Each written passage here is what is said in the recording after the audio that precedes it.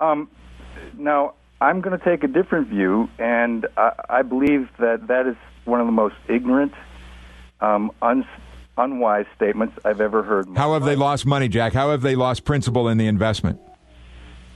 The government is simply signing a bond to itself. Now, that's the key issue, George, because when you buy a Treasury bill, the government, which is different than you, is supposed to pay you back. When the government buys a Treasury bill, it's simply a statement. An IOU says, I'm going to pay you back, and the government cannot get its own money. It cannot make money. It's simply the only way it can, quote, get that money back is to tax people more. Okay, wait, okay, Jeff. I don't want to go any further with this. Listen, let me just say you're right as to whether or not it is a prudent thing to be buying money from yourself or whatever the case may is. The point that the caller was making was that unlike the San Diego County Employees Pension Fund or the county or other troubled pension funds that were heavily invested in stocks and other assets, they've lost a tremendous amount of value. The trust fund has not lost any money due to market conditions. Whether or not they're doing a wise thing to do it is a totally another conversation that we are in complete, absolute agreement on. But again, the question about how is the money in the trust fund being invested, no money has been lost there. So again, I agree with you 100% that what we're doing is not the wisest thing, but we're talking about the sheer principle of the investment. Okay, all right.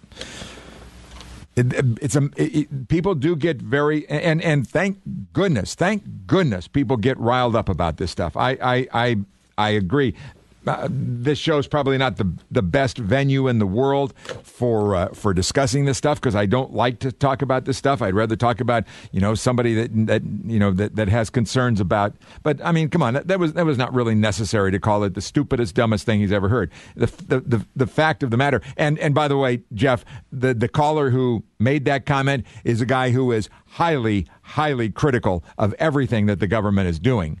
And all he was doing was showing one example of the trust fund. The money in the trust fund is not being exposed to the kind of risk that other pension funds have been exposing it to. But believe me, he's not at all happy with the way things are going. So calling him a stupid and stuff like that. See, that's what happens when you let your emotions get away from you in this stuff. And trust me, when I leave this studio, I carry the very same emotion that you do. But since I don't do a show like Chips, or I don't do a show like Rogers, or I don't do a show like Rush, I do a totally different kind of program. I don't want to get my emotions and my beliefs about all of that. I work very hard with all of my public speeches, not to let my personal attitudes and politics in particular come into the equation because I just think it's unsuitable. People have come to me over the years to be someone that can give them information and about what to do with their money and to make prudent, smart decisions that are right for them.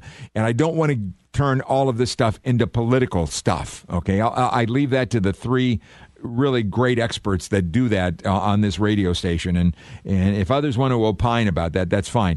Most people know my persuasion about politics and investing, but I don't go overboard about it. I don't use this as a venue to talk about my political attitudes. Again, if you've listened to the program for a while, you pretty much know where I stand on things, but I don't make a big deal out of it. All right, to get that off my chest and move on. We'll be back with you next week. We're going to have some really, I really have been enjoying the guests we've been having on the program as of late. And we're going to have a fellow on the program next week called Bill Isaacs, who was a very high-ranking government official. And Jeff and Jerry up in Oceanside will both want to listen in because he is highly critical about a lot of the things that are going on and the way that a lot of the government money is being spent these days. And he has some solutions. So when we have somebody that criticizes, I always like to offer solutions. And so Bill Isaacs will be with us. Many of you may know that name. And so we'll have some fun talking about that on the program. We'll have plenty of time for open phones. And again, just a quick reminder, the special offer, 15 issues for the price of 12 for my newsletter, Investing for Rookies, plus the 2 special reports, just $29. Send it to Rookie, P.O. Box 1969, Carlsbad 9 2018.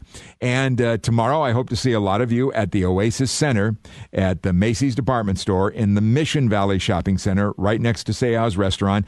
10:15 is when the class begins. 10 o'clock is when the doors open. There's no cost to become a member of Oasis. There is a $6 cost for the class, but it's money well spent. We give you lots of excellent materials that you take with you, and you get 2 hours of my time to talk back and forth and have a great dialogue about a lot of investment and dollars and cents issues. So we look forward to seeing a lot of you tomorrow. Come on out and join us. Oasis on the 3rd floor of the Macy's department store in the Mission Valley Shopping Center. Doors open at 10. Class begins at 10:15. A good time will be had by all. Speaking of a good time, I get to go pick up my granddaughter Sophia right now, and she and I are going to hang, and we'll have a good time, and then we'll be back with you during the week, of course, with Chip Franklin, and back with you next Sunday with our special program. Ken Stern will be returning with his program. I'll be co-hosting. That follows the Real Estate Show at 10 o'clock, and then more Money in the Morning on AM 600 KOGO, San Diego's news and talk station. Have a great day, everybody.